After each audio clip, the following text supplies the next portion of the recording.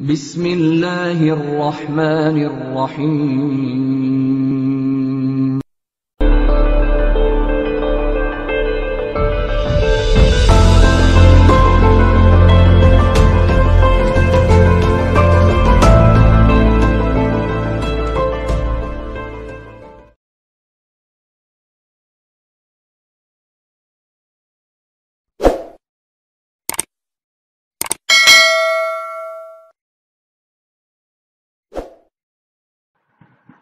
बिस्मिल्लाहिर्रहमानिर्रहीम। अस्सलाम वालेकुम एंड वेलकम स्टूडेंट्स।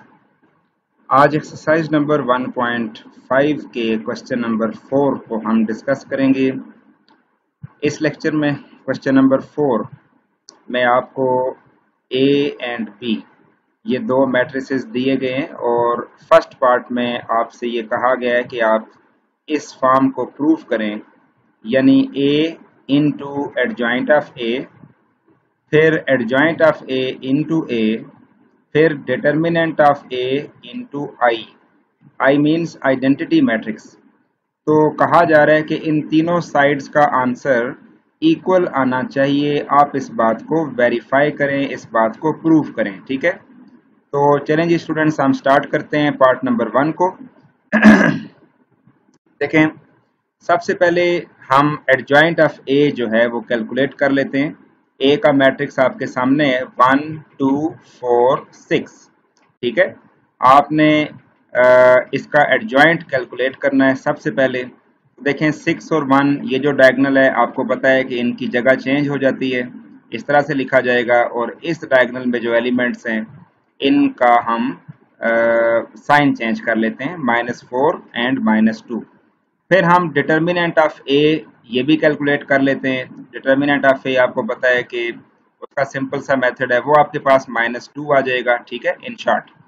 अब हम स्टार्ट करते हैं अपने क्वेश्चन को साइड नंबर 1 से। ठीक है, आपके पास जो साइड 1 है वो ये थी, ए इंटू एडजॉइंट ऑफ ए। पहले आपने इसको कैलकुलेट करना है। ठीक है, तो a into adjoint of a में सबसे पहले a लिखा हुआ है, सो आप a का मैट्रिक्स पुट करेंगे। क्वेश्चन से देखें 1 2 4 6 ये a का मैट्रिक्स है। आगे एडजॉइंट ऑफ a है, एडजॉइंट ऑफ a आपने कैलकुलेट करके यहाँ पे रखा हुआ है, आप इसको यहाँ पे पुट कर दें। 6 -2 -4 1 ये आपने लगाया। अब आपने इन दोनों को मल्टीप्लाई करना है। अगेन मल्टीप्लाई करने का तरीक़ाकार वही होगा जो आप गुज़िश्ता लेक्चर्स में बारहा दफ़ा सीख चुके हैं जी। ठीक है, तो जैसे आपको पता है रो 1 को सबसे पहले कॉलम 1 के साथ मल्टीप्लाई किया जाता है। ठीक है, तो पहला एलिमेंट पहले के साथ, दूसरा एलिमेंट दूसरे के साथ। 1 को 6 से और 2 को -4 से मल्टीप्लाई किया जाएगा। इसी तरह फिर अगर आप देखें तो फर्स्ट रो को हम फिर सेकंड कॉलम के साथ मल्टीप्लाई करते हैं, तो फर्स्ट एलिमेंट -2 के साथ होगा और 2 जो है वो 1 के साथ हो जाएगा। तो इन शॉर्ट ये आपको पता है, इसका मेथड सारा इसी तरीके से चलता है। तो आपके पास after solving this matrix we get -2 0 0 -2। ये आपके पास a into adjoint of a का जो आंसर था वो ये आ गया है। ठीक है स्टूडेंट्स, अब हमने फाइंड करना है जी नेक्स्ट को, यानी adjoint of a into a। अब तरतीब चेंज है, यानी पहले एडजॉइंट ऑफ a की वैल्यू लगानी है, बाद में a की वैल्यू लगानी है। एडजॉइंट ऑफ ए में ये इसकी वैल्यू है जी 6 -2 -4 एंड 1, ये आपने लगाया। ए की जगह ए का मैट्रिक्स पुट कर दें 1 2 4 एंड 6। देन आप इन दोनों को मल्टीप्लाई करें। ठीक है, जब आप इन दोनों को मल्टीप्लाई करेंगे तो आप देखें आपके पास आंसर जो है वो -2 0 0 एंड -2 ही आएगा। इसका मतलब यह है कि इसका आंसर इक्वल आ रहा है। लेकिन अब हमने एक तीसरी साइड को भी सॉल्व करना है, तो उसका आंसर भी यही आना चाहिए। और तीसरी साइड क्या थी जी, डिटर्मिनेंट ऑफ a इंटू आई। और डिटर्मिनेंट ऑफ a की वैल्यू आपने निकाल ली है, वो है -2। तो अब हम देखते हैं कि आप थर्ड साइड को किस तरह से सॉल्व आउट करते हैं। ठीक है स्टूडेंट्स जी, तो स्टूडेंट्स ये आप देख सकते हैं कि डिटर्मिनेंट ऑफ a इंटू आई की बात हो रही थी, तो ये -2 जो है ये डिटर्मिनेंट ऑफ a की वैल्यू है। और आई का मतलब होता है आइडेंटिटी मैट्रिक्स, और आइडेंटिटी मैट्रिक्स की वैल्यू आप स्टूडेंट्स ने 1.2 एक्सरसाइज से पहले सीख ली थी, वो होती है जी 1 0 0 1। यूनिट मैट्रिक्स या आइडेंटिटी मैट्रिक्स इसको कहा जाता है। ये जुबानी हमें पता होना चाहिए। तो अब आप इन दोनों को सॉल्व करेंगे किस तरह, -2 को अंदर हर एलिमेंट के साथ मल्टीप्लाई किया जाएगा, तो ये -2, फिर इसके साथ होगा तो 0, फिर इसके साथ दोबारा 0, फिर -2 को 1 से करेंगे तो -2 ही आएगा। तो स्टूडेंट्स आपने देखा कि इन तीनों साइड्स का जो आंसर बन रहा है वो बिल्कुल एक जैसा आ रहा है। इसका मतलब है कि ये तीनों साइड्स इक्वल हैं। तो ये था हमारा फर्स्ट पार्ट। ओके स्टूडेंट्स, अब हम चलते हैं सेकंड पार्ट की तरफ। ये भी बड़ा इंपॉर्टेंट पार्ट है जी। इसमें हमें ये कहा गया है कि आप प्रूव करें कि b into B inverse, b into B inverse is equal to I is equal to B inverse then b। यानी आप ये प्रूव करें कि इन तीनों का आंसर एक ही होता है। ठीक है, दूसरे लफ्जों में आप ये कह सकते हैं कि आपने ये प्रूव करना है कि b इंटू बी इनवर्स अगर फाइंड किया जाए तो वो I के इक्वल आएगा, यानी आइडेंटिटी मैट्रिक्स के इक्वल आएगा। इसका आंसर 1001 आएगा, ये आपने प्रूव करना है। फिर अगर मैं इसके बाद b inverse into B calculate कर लूं, अगर मैं इसको कैलकुलेट करूं तो इसका आंसर I आना चाहिए। ठीक है, दोनों का आंसर I के इक्वल आना चाहिए। तो ये हम प्रूव करते हैं जी आज के इस क्वेश्चन में। तो लेट्स सी कि किस तरह से ये क्वेश्चन कंप्लीट होगा जी। तो स्टूडेंट सबसे पहले हम बी इनवर्स फाइंड करेंगे, क्योंकि आपको बी इनवर्स की रिक्वायरमेंट है इधर। ठीक है, जब आप क्वेश्चन करेंगे तो आपको बी इनवर्स की जरूरत पड़ेगी, इसलिए आप बी इनवर्स को पहले से फाइंड आउट करके यहाँ पे लिख लेंगे। ठीक है, तो बी इनवर्स कैसे कैलकुलेट करते हैं जी, इसके लिए आप गुज़िश्ता लेक्चर्स को रिपीट भी कर सकते हैं, देख सकते हैं कि क्या फार्मूला था। खैर ये आपके सामने दोबारा किया गया है, adjoint of B divided by mod of B या डिटर्मिनेंट ऑफ बी, एक ही बात होती है। अच्छा, एडजॉइंट ऑफ बी आपने कैलकुलेट किया।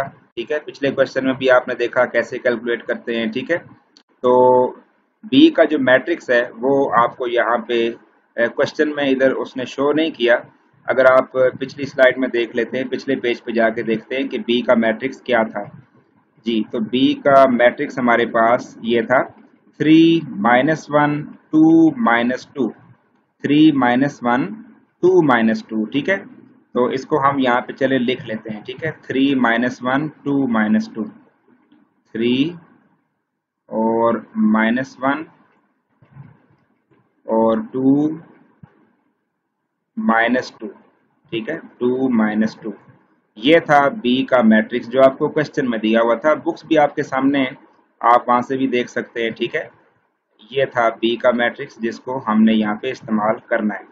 तो स्टूडेंट सबसे पहले हम एडजॉइंट ऑफ बी ले रहे हैं। तो आपको पता है इन दोनों की जगह चेंज होती है, 3 ऊपर चला जाएगा, -2 नीचे आ जाएगा।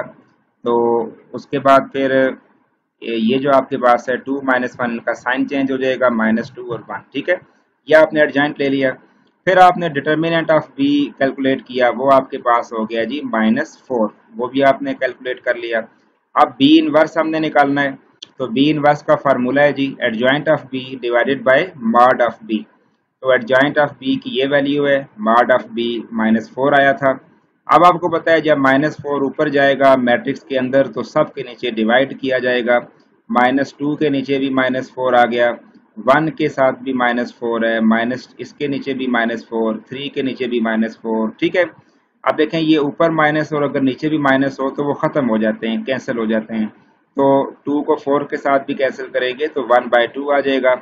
ये -1/4 है। ठीक है, आप इसको 1/-4 को -1/4 भी लिख सकते हैं, यानी माइनस आप शुरू में भी लगा सकते हैं। इसी तरह इन दोनों को अगर आप कैंसिल करें तो ये 1/2 आएगा, माइनस और माइनस खत्म हो जाएंगे, -3/4 ये आ गया। स्टूडेंट्स ये था बी इनवर्स का मैट्रिक्स। आपने बी इनवर्स जो है वो पहले से कैलकुलेट करके अपने पास लिख लिया। अब हमने ये वाली साइड इस पे आना है, b इंटू बी इनवर्स। अब हम ये फाइंड करते हैं। ठीक है, लेट्स सी कि ये किस तरह फाइंड होगा। बहुत ही आसान सी चीज़ है। देखें b, सबसे पहले b का मैट्रिक्स आपको चाहिए, तो वो तो क्वेश्चन में दिया हुआ है 3 -1 2 -2, 3 -1 2 -2, ये आपके पास b का मैट्रिक्स था। फिर आगे क्या है जी, b इनवर्स है, तो b इनवर्स की वैल्यू ये आपने देखें अभी फाइंड की है, इसको आप यहाँ पे पुट करें। अब आप इन दोनों को मल्टीप्लाई कर लें। मल्टीप्लाई करना ज़रा यहाँ पे थोड़ा सा कॉम्प्लेक्स हो सकता है आपके लिए, लेकिन आप थोड़ा सा तवज्जो करेंगे तो ये बिल्कुल इजीली आपको समझ आ जाएगा। देखें, हमारे पास तरीकाकार तो वही है कि रो वन कॉलम वन फिर रो वन कॉलम टू, ठीक है, वही मेथड है जो आप पहले सॉल्व भी करते आए हैं। तो देखते हैं अब हम उसको अप्लाई कैसे कर रहे हैं। ठीक है, तो स्टूडेंट्स देखें, सबसे पहले ये आपके पास रो वन है, ये रो वन है, और ये आपके पास है कॉलम वन। इन्हें मल्टीप्लाई करना है। फर्स्ट एलिमेंट इंटू फर्स्ट, यानी 3 मल्टीप्लाई बाय 1/2 आएगा। 3 मल्टीप्लाई बाय 1/2। फिर सेकंड एलिमेंट इंटू सेकंड, यानी -1 मल्टीप्लाई बाय 1/2, -1 मल्टीप्लाई बाय 1/2। ठीक है, ब्रैकेट्स का भी इस्तेमाल करें साथ साथ। अच्छा, इसके बाद अब आपको पता है कि यही रो सेकंड कॉलम से मल्टीप्लाई होती है, इसके साथ होती है। फर्स्ट एलिमेंट इंटू फर्स्ट, यानी 3 into -1/4। Second element into second, यानी -1 इंटू -3/4। इसी तरह फिर आपको पता है जी कि रो 2 की बारी आ जाती है, और रो 2 आपके पास ये है। हम इस रो 2 को कॉलम 1 से पहले मल्टीप्लाई करेंगे। फर्स्ट एलिमेंट इंटू फर्स्ट, यानी 2 इंटू 1/2। फिर सेकंड इंटू सेकंड है -2 इंटू 1/2। ठीक है, अब यही वाला जो रो है ये कॉलम 2 से भी मल्टीप्लाई होगी, तो ये आपके पास यूं लिखा जाएगा। तो ये आपको क्लियर हो गया। ठीक है, आगे चलते हैं। अब हम ऐसे करते हैं कि इसको मल्टीप्लाई करते हैं 1/2 से। आपको पता है जब 3 को 1/2 से मल्टीप्लाई करते हैं तो 3 जो है वो सिर्फ ऊपर वाली वैल्यू से ही मल्टीप्लाई होता है। पहले तो आप देखें क्या ये वाली वैल्यू इसके साथ कैंसिल तो नहीं हो रही। अगर कैंसिल हो रही है तो फिर कैंसिल करें, अगर नहीं हो रही कैंसिल तो फिर आप इस वैल्यू को जस्ट ऊपर वाली से मल्टीप्लाई करें, नीचे वाली से नहीं करना। तो 3 1 3/2, तो ये 3/2 आ गया। इसी तरह प्लस माइनस माइनस होता है, माइनस सॉरी 1 को 1/2 से करेंगे तो 1/2 ही आएगा, आपने 1/2 लिख दिया। इस तरह यहाँ पे भी आप देख सकते हैं जी। ठीक है, इधर अगर आप चेक करें तो देखें ये 2 कट गया है। ठीक है, तो 2 और 2 को कैंसिल करेंगे, जस्ट 1 रह जाएगा। 1 आग लिख दें यहाँ पे। प्लस माइनस माइनस होता है, फिर 2 को इसके साथ कैंसिल करें 1 आ जाएगा। ठीक है, तो ये भी आपके पास क्लियर है। नेक्स्ट देखें, जब ये 2 इसके साथ कैंसिल होगा तो 2 1 2 और 2 2 4, तो 2 नीचे आ जाएगा, तो -1/2, -1/2। एंड इनको कैंसिल कर दें, माइनस और माइनस प्लस हो जाता है। 2 को इसके साथ कैंसिल करें तो 3/2 आ जाएगा। स्टूडेंट्स, ये जब फ्रैक्शनल वैल्यूज आ जाती हैं मल्टीप्लाई करने का तो उनको थोड़ा सा ध्यान से केयरफुली उन्हें अटेंड करना होता है। ठीक है, खैर अब उसके बाद क्या करना है हमने, 3/2 -1/2 किस तरह सॉल्व होगा। ठीक है, जब दोनों वैल्यूज या दोनों में से कोई एक वैल्यू फ्रैक्शन में आ जाए, ओवर की फॉर्म में आ जाए, तो उसके लिए ज़रूरी हो जाता है कि उनका एलसीएम लिया जाए। तो स्टूडेंट्स 3/2 और 1/2 में नीचे वाली वैल्यू का एलसीएम क्या आएगा, देखें रफ वर्क में कर लेते हैं। इनका एलसीएम आपके पास आ जाएगा 2। इनका एलसीएम क्या आ गया, 2। अब 2 का टेबल इस पे पढ़ें, 1 टाइम जाता है, 2 1 2, तो 1 मल्टीप्लाई बाय 3 हो जाएगा, तो ऊपर क्या आ जाएगा 3। ठीक है, फिर माइनस। अब आप देखें ये जो आपके पास है 2, इसका टेबल इस पे पढ़े तो 1 टाइम ही जाता है, तो 1 1 1। अब 3 - 1 क्या होता है जी, 2। 3 - 1 क्या होता है, 2। और डिवाइडेड बाय आगे भी क्या है, 2 ही है। ठीक है, अब आप देखें ये 2 और 2 कैंसिल हो जाएगा, और बाकी आपके पास आफ्टर कैंसिलेशन ये 2 और 2 कैंसिल हो जाएगा, और बाकी आपके पास 1 रह जाएगा, इसलिए यहाँ पे डायरेक्ट 1 लिखा है। ठीक है, ये सारा सॉल्व करके आपको 1 मिल गया। ठीक है, सॉल्व कैसे हुआ मैंने आपको यहाँ पे साइड पे बता दिया। अब देखें ये -3/4 और +3/4, इनका एलसीएम लेने की नौबत ही नहीं आएगी, क्योंकि उससे पहले ये कैंसिल हो रहे हैं। एक वैल्यू माइनस में, वही वैल्यू प्लस में, ऑपोजिट साइन कैंसिल हो जाते हैं। जब दोनों कैंसिल हो गए तो बाकी 0 बच गया। इसी तरह 1 - 1 0 है, इन दोनों का फिर आप एलसीएम ले लें इसी मेथड से, तो ये आपके पास अगेन आप देखेंगे कि 1 आ जाएगा।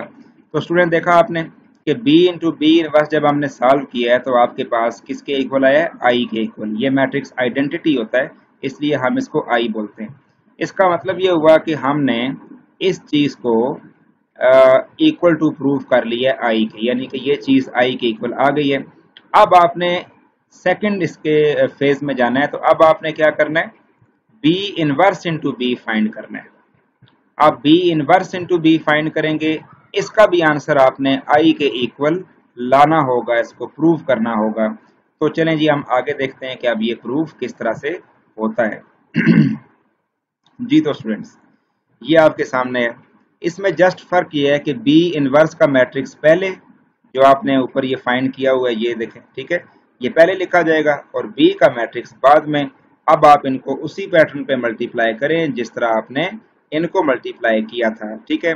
मल्टीप्लाई करके आप देखिएगा कि इसका आंसर भी आई के इक्वल ही आना चाहिए। ये आप उसका ओवरव्यू देख सकते हैं, तो आप चेक करें इसका भी आंसर हमारे पास क्या आ रहा है, 10, सॉरी यहाँ पे 0 बचेगा, ये बाय मिस्टेक यहाँ पे 1 लिखा हुआ है, आप इसको सही कर लें, क्योंकि देखें -1 + 1 कट जाएगा और 0/2 बचेगा जो कि 0 होता है, और यहाँ पे 0 और इधर 3 - 1 2 होता है और 2/2 1 होता है, यहाँ पे 1 आता है, ठीक है। ये थोड़ी सी नोट्स में उन्होंने प्रिंटिंग मिस्टेक की है, चले हम इसको करेक्ट कर लेते हैं। तो ये 1001 है जो कि आई के इक्वल ही आता है। आपने देखा कि ये वाली साइड भी आई के इक्वल आ गई है, तो अब आपका ये क्वेश्चन हो गया है कंप्लीट, ठीक है स्टूडेंट्स। तो आज हम यहीं तक अपनी वीडियो को एंड करते हैं। इनकी अच्छे तरीके से प्रैक्टिस कीजिएगा, इनको जितना ज़्यादा दफ़ा हो सके इसको एज मोर एज पॉसिबल इसकी प्रैक्टिस करें। इसके साथ ही मुझे इजाज़त दें, नेक्स्ट वीडियो में इंशाल्लाह अगले क्वेश्चन के साथ हाजिर होंगे। अपना ख्याल रखिएगा। अस्सलाम वालेकुम।